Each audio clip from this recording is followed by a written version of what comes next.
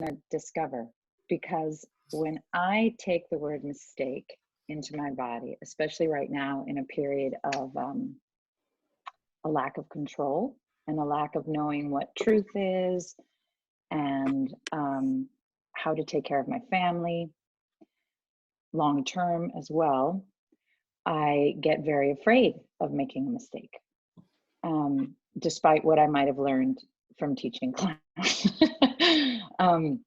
So one of the main things when thinking about what I wanted to talk about was, how do we set up a space wherein people can make mistakes, both for ourselves and for whoever we're in relationship with, and then even community or societally?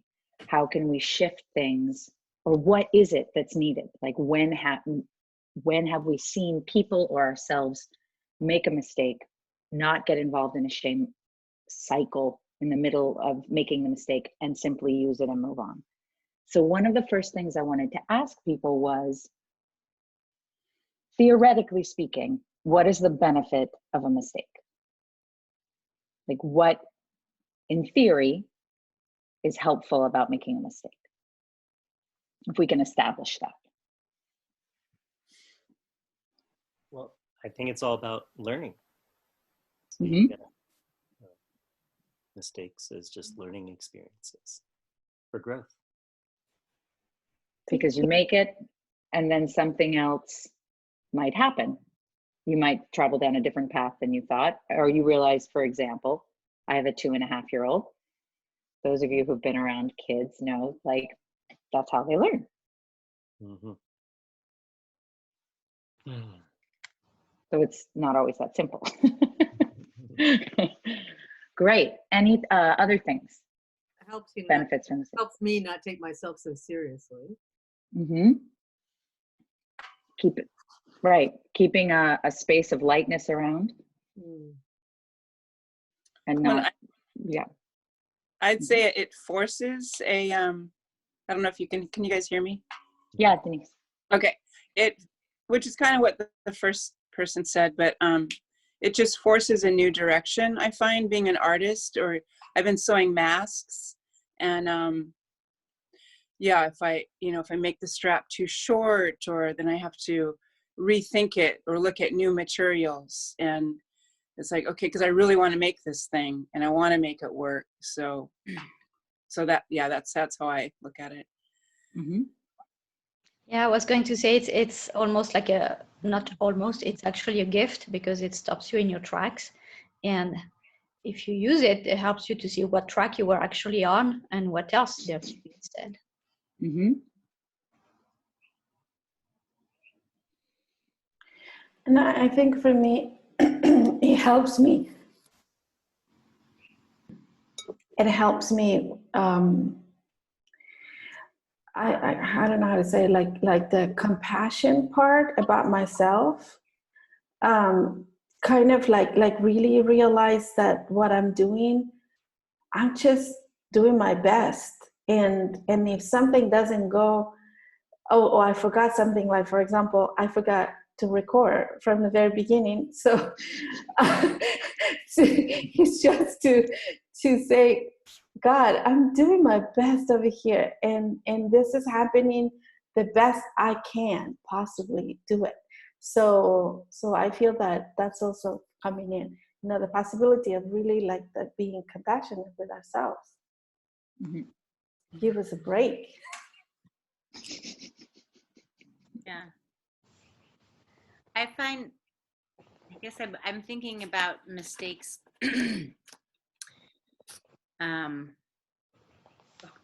more in a theatrical kind of point of view, of, when a mistake happens on stage, often it's something, obviously it's unexpected. It's something unexpected that either the performer or the audience didn't have any control over. It just happened.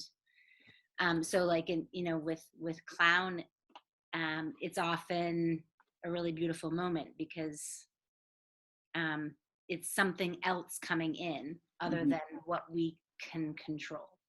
It's a happening that's outside of our control. And then also I'm thinking about just mistakes. Of course, I don't want to make any mistakes as a human being.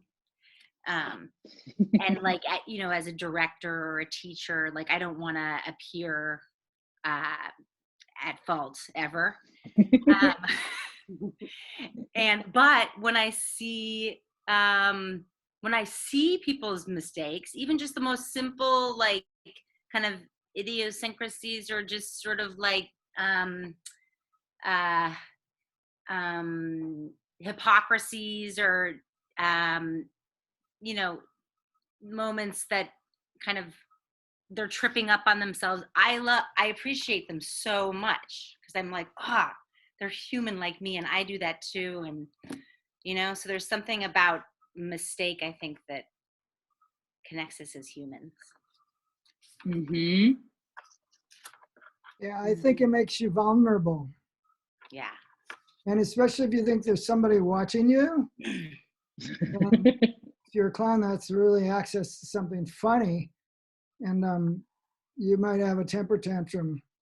And then you really are the idiot because you're mad at yourself and everybody's watching, something like that. But if you're as self-conscious as I am, people are always watching all the time.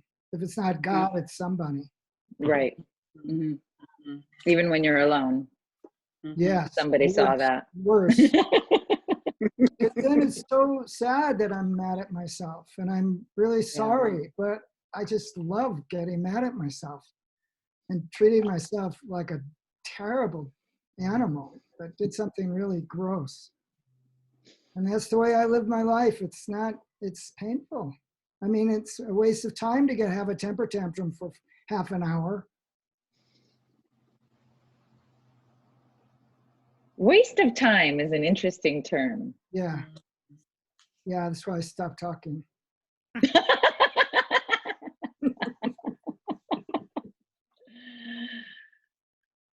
So, does anybody else have a burning thing they want to contribute about mistakes before I respond to what happened?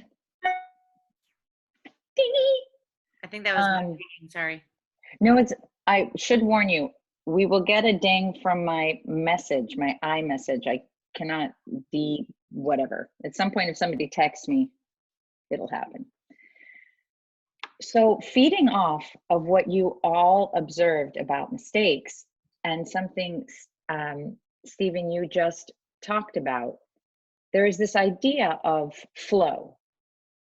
And from a Reichian perspective, Wilhelm Reich, this idea of our bodies coming into flow and being able to hear our impulses and being able to move in the present with what is happening, and perhaps make people laugh or make yourself laugh, or in some way energetically move rather than being stuck or being behind some sort of armoring. So that's a concept of flow. And you've witnessed people in it. You've witnessed people when perhaps they're in clown and they've hit it. It's moving and we're laughing, and they seem to be able to hear their own impulses. They're not censoring themselves, and they keep going. So that idea of flow is one of the main things we're looking for in all theater work, in life actually, but especially in clown. And so this thing that you hit on, Stephen, about a temper tantrum is interesting, because in general, what I'm discovering with clown, what I'm sure a lot of you are, and what Giovanni has been working with essentially are mistakes trapped in the body.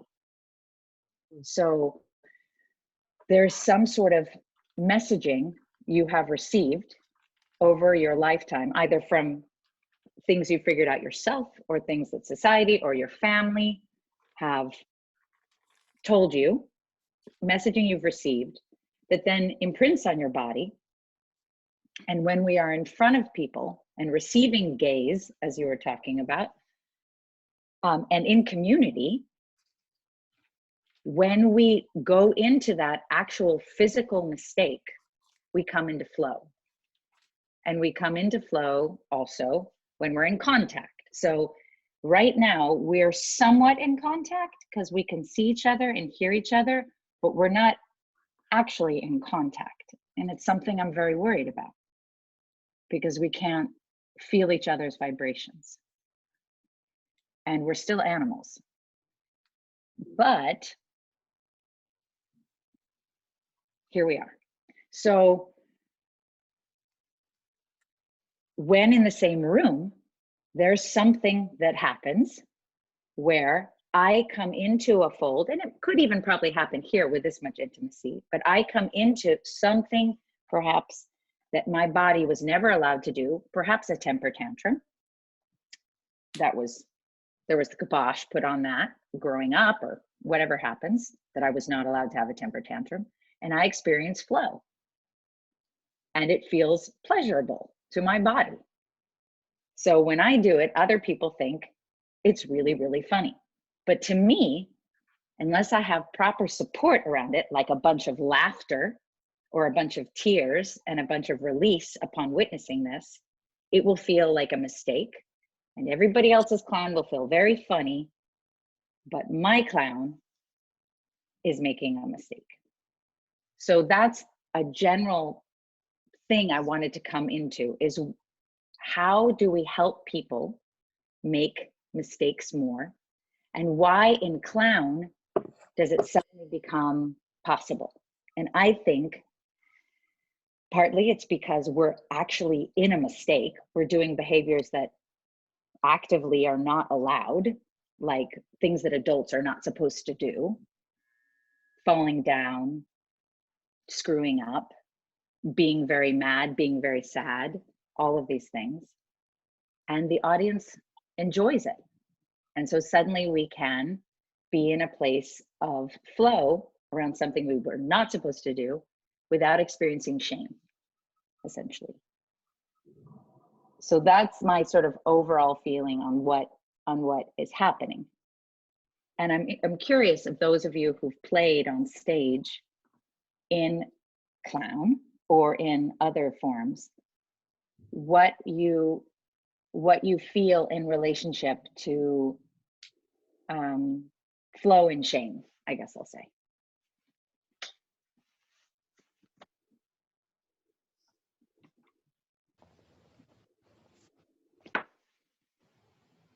Or if that's too technical, I can try to give an example or something. No, for me, that it's such a dance, and I'm still so new at this that for me, I experience shame, and then I think, oh God, this is what I'm supposed to be doing, and then I feel flow, and then I think, oh God, I got ashamed, and then I feel shame, and then I go back into flow. So it's really, I can see the curve because I'm still at the beginning of it. That doesn't necessarily go away. Oh yes, that was what I was afraid of. Sorry. I mean, for me, you eventually perhaps get better at not censoring yourself, and your listening gets better as you practice. But some of these issues, of course, are still present, and they're still present more because of life things, because of the things that we're all dealing with now. The reason we can't just make a mistake, not shower before an important phone call because you're with your toddler, and be very grateful that everybody can't smell you. You know, like we'll make a mistake, but being able to be light about it, which you had been talking about, being able to be light. And this is another thing that I have just been learning about, which is there's a study of affects, which is this idea that it was a Scandinavian man whose name is escaping me right now, but he studied babies all over the world. And he figured out that there were, it's like 6 or 7 affects, ways that the body and the psyche, but neurologically, responded to situations. And they were on a spectrum, like interest to excitement, and shame to humiliation, and things like that.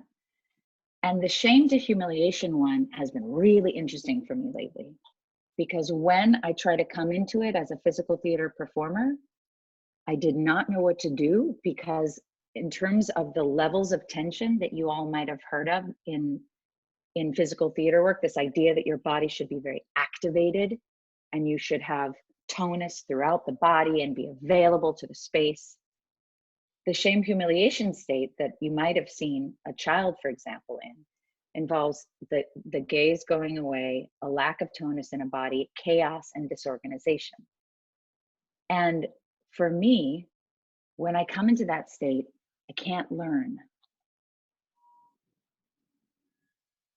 So the mistake that I've made, I want to learn from it, as Jeff was saying, but in the moment, I can't find my way through if I've come into that state, if the mistake that I've made affects me enough, or the way I'm spoken to about the mistake, or the environment that I'm in, I don't feel safe enough to look at that mistake right now.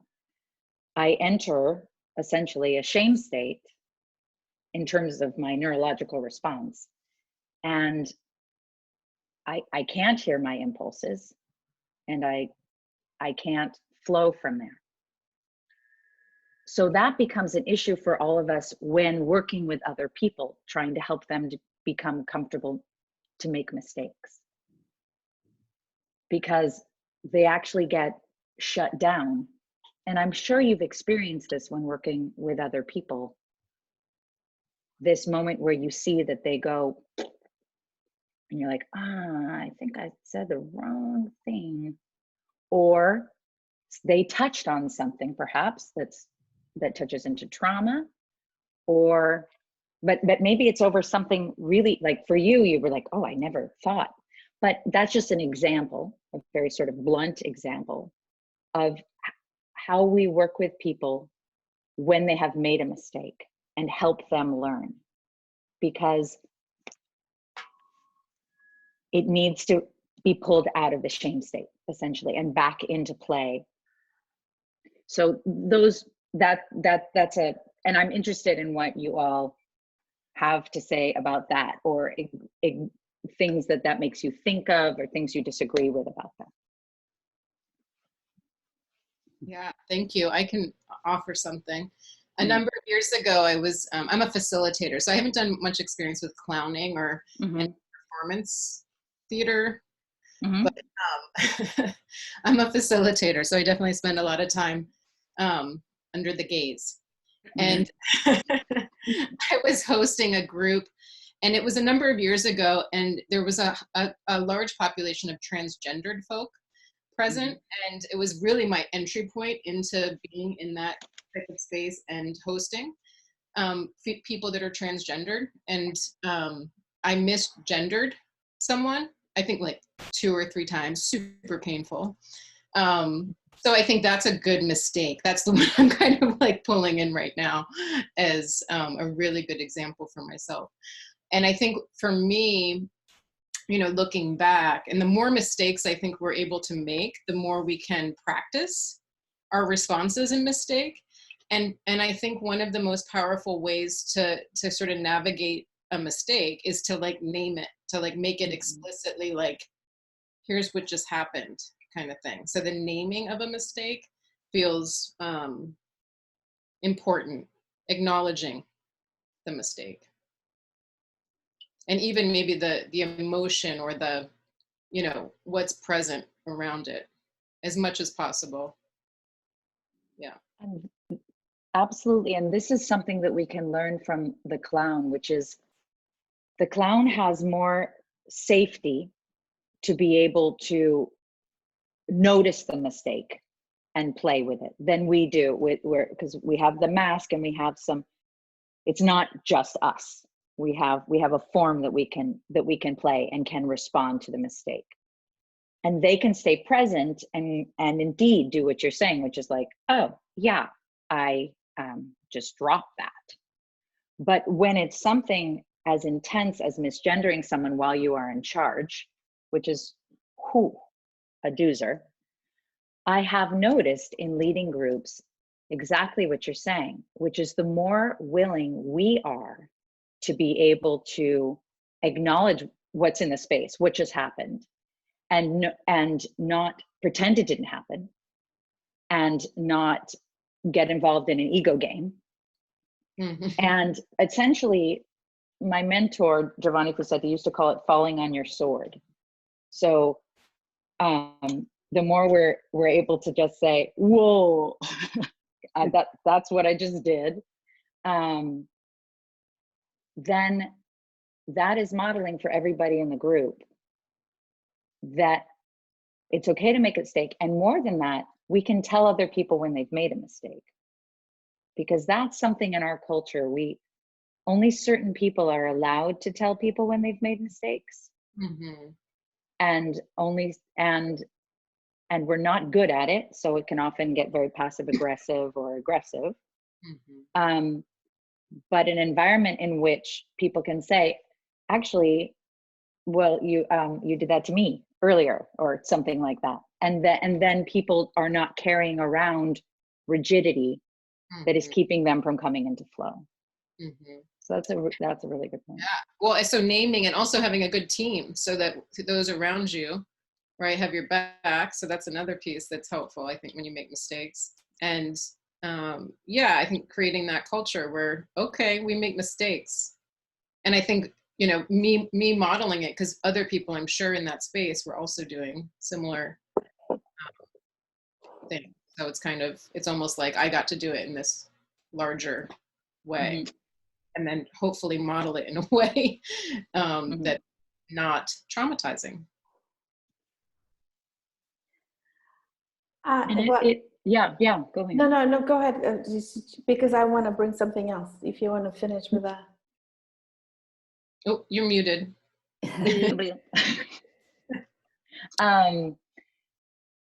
In this, to follow up with this idea of people having a certain amount of ability in the moment to respond to you. Working in clown and talking about the space that you have and how you can respond in play, essentially. You can play through a mistake rather than stop and analyze. But play is about being present in the moment and being able to work with what is in front of you and listen. And that does require, as Stephen was saying earlier, an incredible amount of vulnerability. So one way I found of helping people not enter the shame state is this sense that anything they do is okay, as long as it is a genuine impulse coming from the moment and they are listening. Does that make sense? So it's not that there are no standards in the room. It's not that anything goes. They need to stay in their form. They need to keep working and listening and asking of themselves vulnerability and presence and keen listening. But whatever they offer and wherever they go, that's where we're going. And then if they get off, I have found a way of really helping is to not end the moment and then give feedback, but to try in the moment to help them through. And that seems to me to be very helpful with people when they're trying to learn something. But it's only now that I'm realizing, oh, it's because of the space that they're in once it's stopped and they've lifted their nose and they're listening to things. Because that's the way I learned in the masters I got. It was a very patriarchal Lecoq model where you got feedback after trying once, and via negativa, we're looking for all the same things, and we're going to learn by a bunch of different people trying no, yes.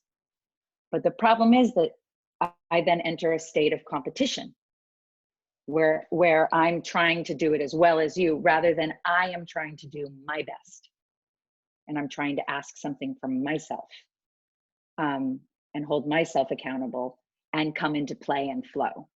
So if I put the nose up and I'm back to me and I'm hearing what I did wrong, I don't know if you can even see my body. It's hard for me to learn. from that state. There's like a small group of very alpha competitive people who will learn in that state. And then there's kind of the rest of us who won't necessarily learn. I'll take notes of like what I should do next time. And that's not flow, that's a script. So that's one thing I've found in working with people, is helping them in the moment to re-see the mistake that they're making as something that they want to follow, including staying in the form that itself is a mistake.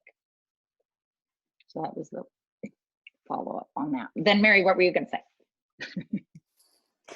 Kind of with that, I'm just like thinking of the eyes that are always watching you. And I feel like, because that is something that has to do, or maybe allows the flow that you're talking about.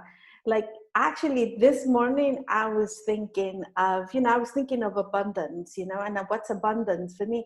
And I actually, as I was like journaling, I realized that abundance is the flow, is to actually be in the flow, and to not start going, oh, this is and this is not, this is good, this is bad, or I want this, I don't want that. It's like whatever happens in life, if I'm able to actually continue moment to moment with everything that is happening, all included, then that is, I'm in this flow, and I'm like a river going down.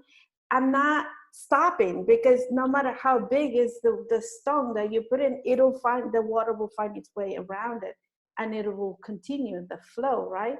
So I'm thinking that this flow and shame that you were talking about is these eyes that are actually watching you, like life kind of being with you. And at the same time, I feel that in the clown, when we are on stage, we have the eyes there. And so it's a way to actually somewhat, I don't know if it's conscious, but like this, what's the word in English? This thing that is called theater. I'm looking for a word, but I don't find it. This thing that is the theater allows us to have those eyes that are already in life, and that it amplifies those eyes so that we can actually be with whatever is there. And I think, as you were saying, like the clown can actually go through the mistakes because he has these eyes that are actually with them. And those eyes are actually watching themselves through the clown. That's why they can be also so vulnerable and so with the clown. I don't know if I became too like, woo. But I was thinking about the flow, the shame, and the eyes. Well, and it's interesting because theater, I'm trying to remember etymologically, but there's the breakdown of theater, I think, means being seen. Yeah, the place where things are important are seen. Yeah. And there's an interesting power in that. And I think that's the most important thing about clown. Because people are talking about, and those of you who work with mental health or facilitate things with people know, the recovery from trauma, or in order to heal things, there's a certain amount you can do on your own. And then there's what can be healed in the presence of community. And beyond catharsis or a cathartic moment, which is helpful and often facilitated by having gaze and being in your community, in some cultures, they don't even talk about healing happening outside of community. It happens only in community. And we don't have that as much. So we're really not used to being seen in our vulnerability, including asking to be held in our mistakes. We might be held, for example, before we're getting married, or before we have a child, or before we go off to war, but we're not held having screwed up. having committed a crime or cheated on your girlfriend or something, you know, like I'm just trying to offer an example of things that we would think, well, why would you be held then? In fact, there's this video that I think really shocked a lot of people of a, trying to remember where it was, of a man who disarmed a student in a school and then held him. Mm-hmm. And I think it was stunning to a lot of us because it was, one, it was the masculine, and two, it involved holding someone and their pain in that moment of aggression. And we have such a problem with aggression, especially in this culture. And Markel, you were talking earlier about, I don't make mistakes. I don't want to be seen in making mistakes. And especially before Mery, when you were talking about trying to allow life to take you in rivers and flows, this idea of chaos, which is really where flow comes, is on the same spectrum from a Gestalt perspective as order. It's just in the axis of control and how much control we have. And the chaos part is not very respected. It's and yet we'll go like, why aren't I being creative? And you do need to structure a certain amount of structure in order to be creative. But what's valued in our culture is the order. And that's on the axis of control.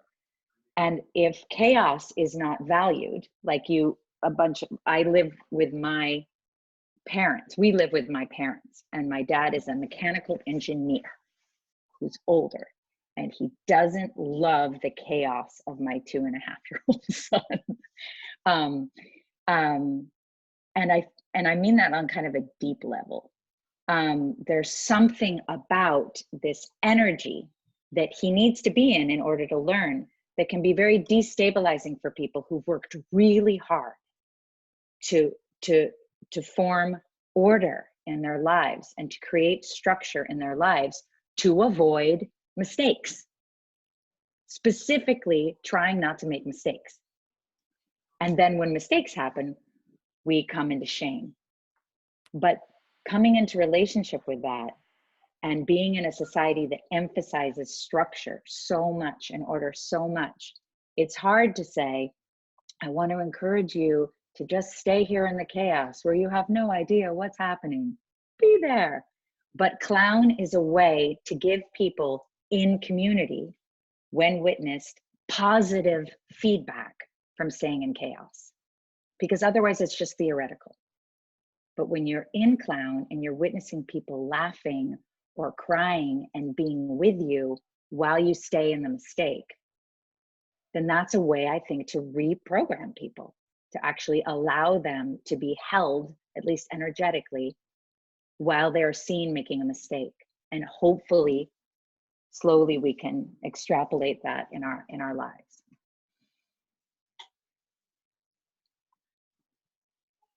Disagreements? I like that. Keel. What's coming up for me is the word mistake, because it's very loaded with negative connotations. Yeah. And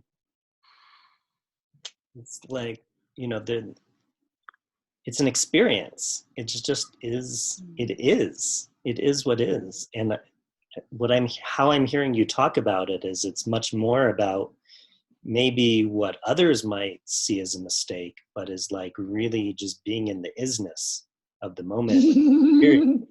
That's a great word.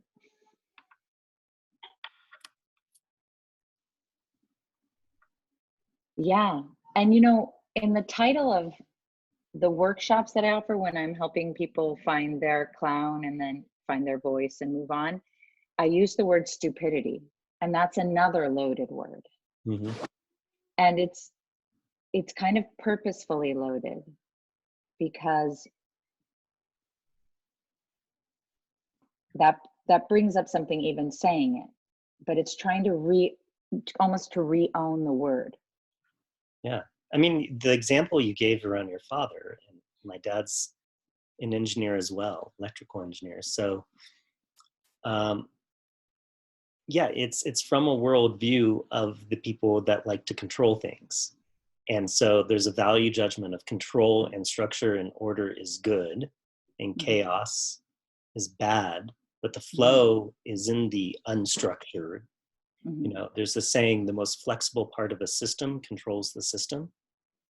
And it's, so that's where the innovation comes from, you know.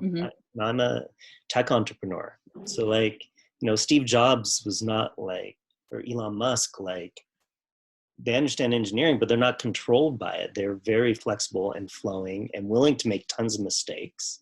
You know, they're not afraid of mistakes. I mean, to go to Mars, like 10 people to Mars, there's gonna be a lot of mistakes along the way. I'm not afraid of that, you know? Right. So like there's a dominant sense in the culture of, you know, valuing control. And that's actually what I haven't done clowning yet, but I'm really interested and excited to learn and intrigued. And I've done a lot of improv acting, so I relate to it from that. But I think what's attracting me to clowning is a intuitive sense of power in the being in the chaos. Like it's a way to cultivate and master your own power in the midst of chaos. I have a reaction. With control and with chaos, and since you're talking about engineers, they're really concerned with safety.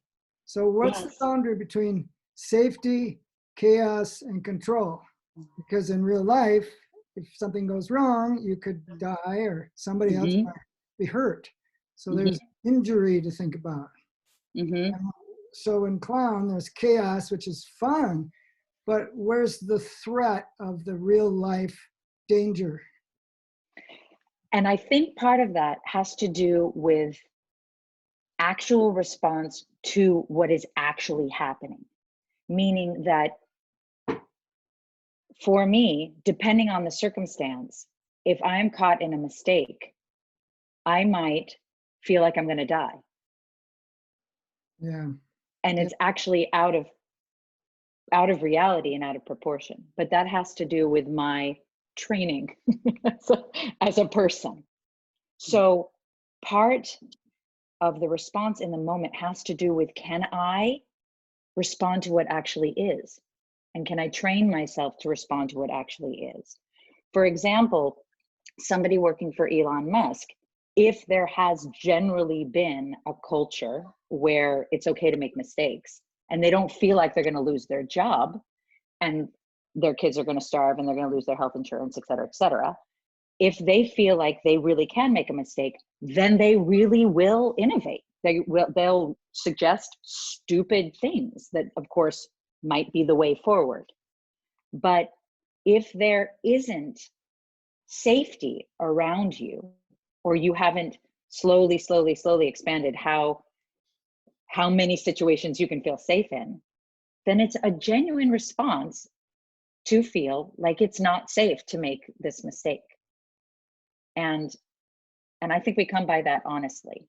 And it's totally juiced to correct on it, to say engineers are trying to deal with safety. And when you create a show for people, you hopefully are creating a structure within which they can play and flow. Like, you need a certain amount of safety for people so they're not playing without a safety net. Perhaps for a certain crew, they don't need much. They can really work off each other. And for other people, when they get up on stage, it is so terrifying to them to be without structure that they will clamp down on the one thing that they knew that they're supposed to do and not flow. So people's experience of safety is very particular to them. And maybe it's about getting to know our own, like, what do I need to make a mistake, and not demanding what Markel needs to make a mistake. And it's like, oh, like, am I trying to get creative in this moment? Am I trying to think outside the box in this moment? while being judged, I don't know if that's going to work. Can I somehow take the judgment off of it and like ask to work first with some collaborators I feel happy and safe with and can come into flow with, and then present? Okay, maybe that would be more possible. Or I'm just giving an example of how I might be able to make a mistake. But yeah, I've made a mistake with a student once in school, and noticed myself curling forward as if dying onto the desk at the faculty meeting when I realized it. I felt like I was dying. Like I felt like I'd really, really screwed up. And it wasn't I guess in the long term, it was a positive mistake because I learned something about people's bodies and what they can feel and not feel necessarily. But I would have preferred to experience it a different way. Have you heard of something called the chaotic path? Are you familiar with? No.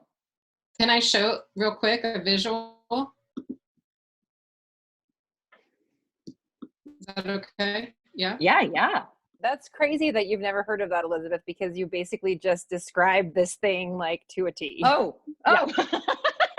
So this is basically it's like a leadership model, right? Where you've got chaos here and order where they overlap, and that's where emergence comes through. It's like when you have a bit of chaos and you have the actual order or structure, i.e. clowning, improv principles that allow what wants to come through to come through.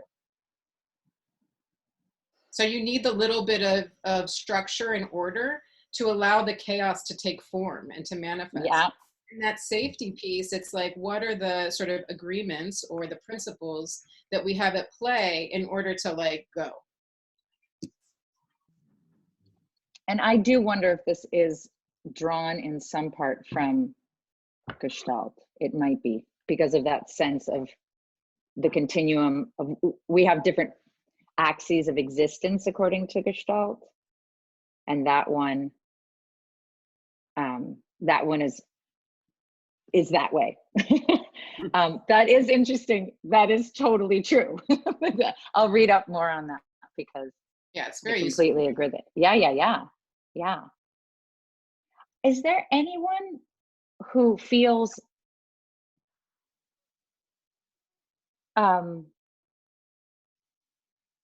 is there anyone who has the feeling of like, I understand this theoretically, this idea of mistake, but I really am not in touch with how to help myself into mistakes, or with someone in your life? I'm just interested where there's some stuck stuff around mistakes. I'm curious about, I'm not on video right now, but how long does a mistake last? Like, how do you, like, I feel like I've been stuck in a mistake that I made for like so many years in my life. How do you continue to stay in that and not get down on yourself about like, oh, I made a mistake like 7 years ago and I keep repeating it, or I'm still sort of stuck in it somehow, or it's led me to my present situation and I'm stuck in this present situation for 2 years, like with clowning, it's like an experiment. You try something temporarily and then you come out of it and live your everyday life. But in real life, what if something you do gets, it feels like you're stuck, or the mistake has become your life? So what's the other side? Right.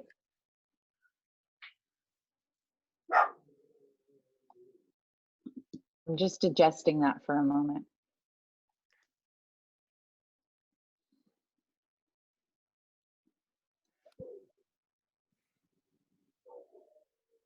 I think that's.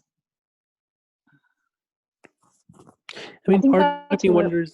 Yeah. Go ahead. The topic of judgment that came up earlier is, I think part of it is like, oh, am I judging it as a mistake?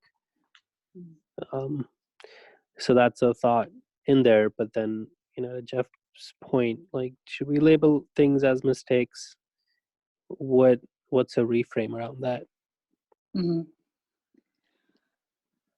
Well, one one thing I know is that there is energy in what you're saying. So there's essentially trapped, like, this is going to sound so blunt to try to say this succinctly, but when you speak about the mistake and sort of the path in current situations, there's a tremendous amount of emotion and energy about that.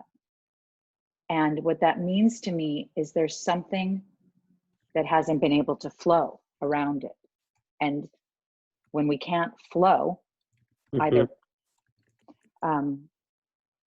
through expressing how we really feel and how we also really feel, like the 7 different ways we feel about what happened,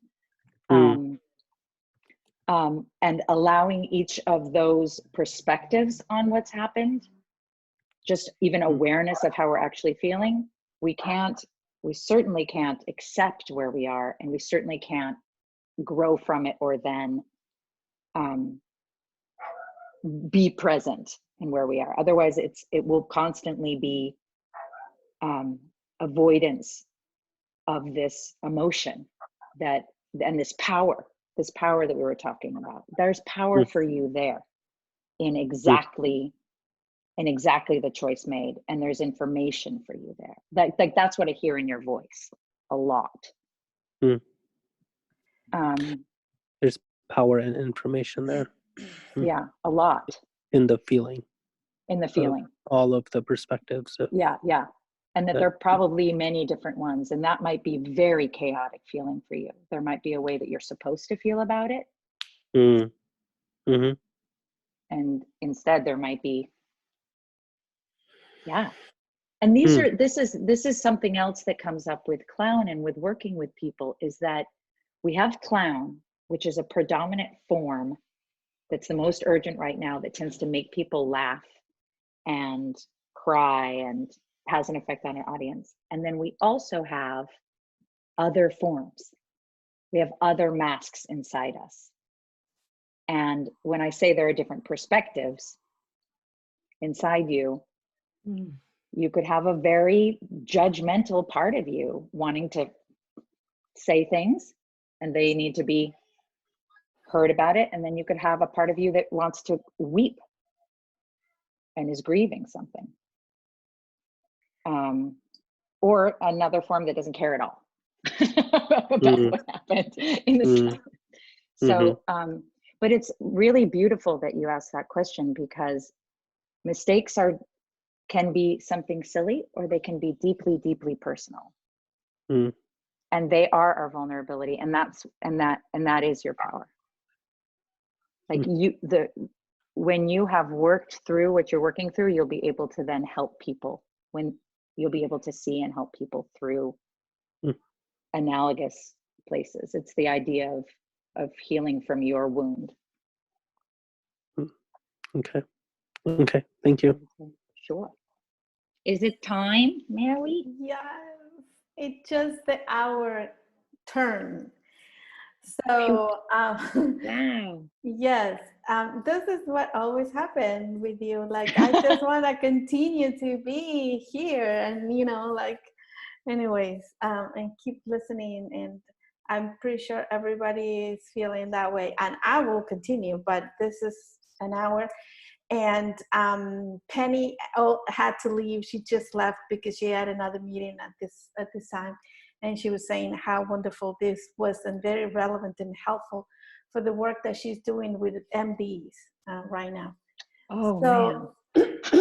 So I cannot thank you enough for agreeing to come to this and for opening Thank you, everyone. I learned so much.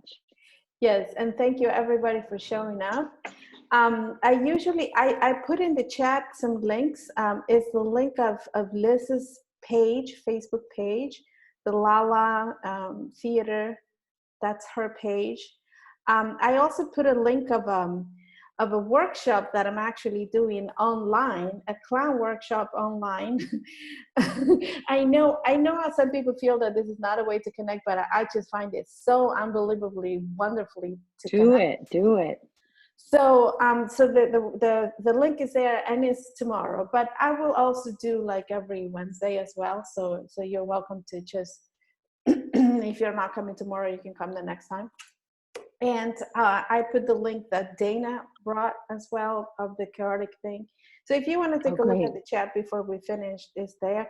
And I'm going to put this recording in YouTube. So I'll put all those links there as well. And I'll send the YouTube channel so you can watch it again, because I'm going to watch it again. I took some notes, but there's no way I can just like I just realized my dad might watch it on YouTube. Yes, I will send the link, watch it away.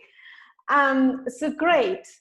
I usually like to close this with some sense of taking a moment to recap and to just think of the you that came in an hour ago, just an hour ago, and the you that is sitting right here, right now, and just notice what shifted. What are you the same? I don't think so. And if you're not, what will be one word that will actually encapsulate that moment? That sense of, okay, this is how I have been transformed in this hour. And you can just unmute yourself and say it or write it in the chat. But I find it interesting to share with each other what we're getting, what are we taking from this moment together.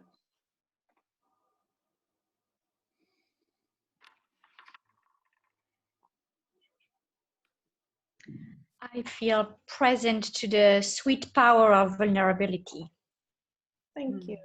Present to the sweet power of vulnerability. And I would say that a new appreciation for my love of chaos, and with that sweet balance of order as well. It justifies my art studio, which is very much chaos, but a little bit of order over here where I'm working. So, and knowing your clown, absolutely the love of chaos. Fantastic. What else? I feel hungry. Yeah. Not for food, but for like movement and just experience of what we're talking about. Yeah. Thank you. I'm grateful to coming to this. Thank you very much. Thank you for coming, Stephen. Nice to meet you. I miss being able to be with you in a creative situation, in a real life creative doing stuff. I'm going to try to convince Liz to do something like online, maybe at some point. I don't know. Okay. Steve and I were exploring a couple days ago, because I have a movement class that I teach at university that I'm doing via Zoom, and they had asked if, months ago, if we could do a clown workshop. So we were trying to explore if that work is possible via Zoom. And we did notice that if it's just a one-on-one session and you turn off your self view, you can make it look like there's direct eye contact. And I've been doing some shows with people that I know and I've already worked with. I've been able to work with them one-on-one via Zoom. That's great. But I haven't tried yet with people I don't know. Yeah. It's cool. Well, it's not the same, but it has some possibilities. No, I really appreciate it, Mary. I have a resistance around it because. Yeah, I know. I mean, so. But this has really affected me. This call has definitely affected me a lot. So who knows?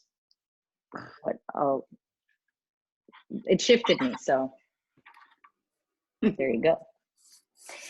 And for me, I am leaving here with, oh my God, like I just, like there's a whole world out there and I just want to go run into this and make all the mistakes possible. Yes. Yeah. Fun challenge. I think it influenced my perspective on chaos. It's good.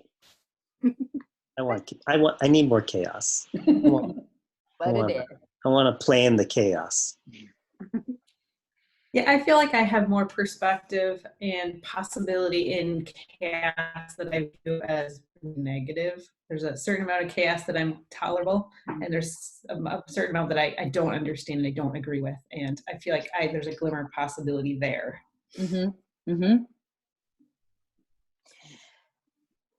So so many thoughts, and I'm sorry I came late, guys, but this connection between mistakes and chaos is a really interesting parallel, like how we use the mask to try to pretend that those two things don't exist in the same way. So that's something that I'm taking a really interesting connection that I hadn't ever thought of before. Beautiful. Okay, thank you, everybody. I am sure we will do more of these things, and I will put it out there, and hopefully we'll keep continuing to connect. And thank you for coming, and have a good time making mistakes, and also stay safe and stay home. I love you, everybody. Ciao. Love you. Ciao. Bye. Goodbye. Thank you. Bye. Thank you. Thank you. Thank you. Ciao.